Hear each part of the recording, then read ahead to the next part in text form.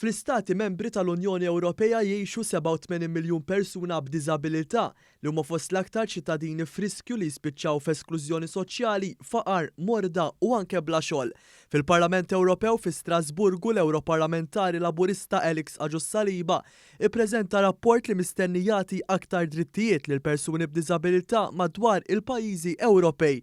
F'kummenti ma' dan l-istazzjon Agius Saliba semma l-aktar punt kruċjali tar-rapport. Ikonna armonizzazzjoni fejn tidħol id-definizzjoni ta' diżabilità. Ġifieri, ikonna definizzjoni waħda komuni fuq bażi Ewropea sabiex persuna illi huwa kkunsidrat persuna b'diżabilità minħabba l-kundizzjoni tiegħu fi Spanja jingħata l-istess livell ta' protezzjoni f'kull stat membru ieħor u d-diżabilità tiegħu tiġi rikonoxxuta fis-27 stat membru. Ir-rapport juri kif il-persuni b'diżabilità madwar l-Ewropa jresqu bosta ilmenti dwar l-aċċessibilità, il-protezzjoni soċjali, l-edukazzjoni inklusiva u d-drittijiet fuq il-post tax-xogħol.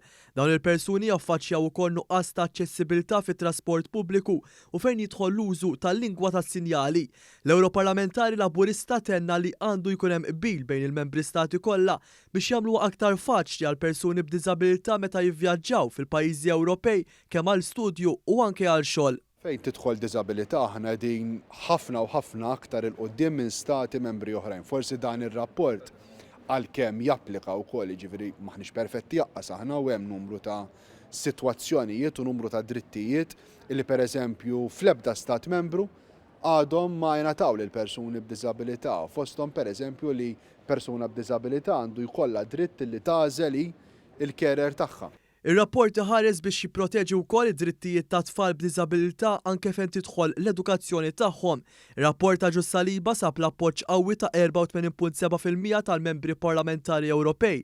Dan issa se jgħaddi għand il-Kummissarju Ewropej għall-Ugwaljanza Helena Dalli sabiex tresqu quddiem il-Kummissjoni Ewropea.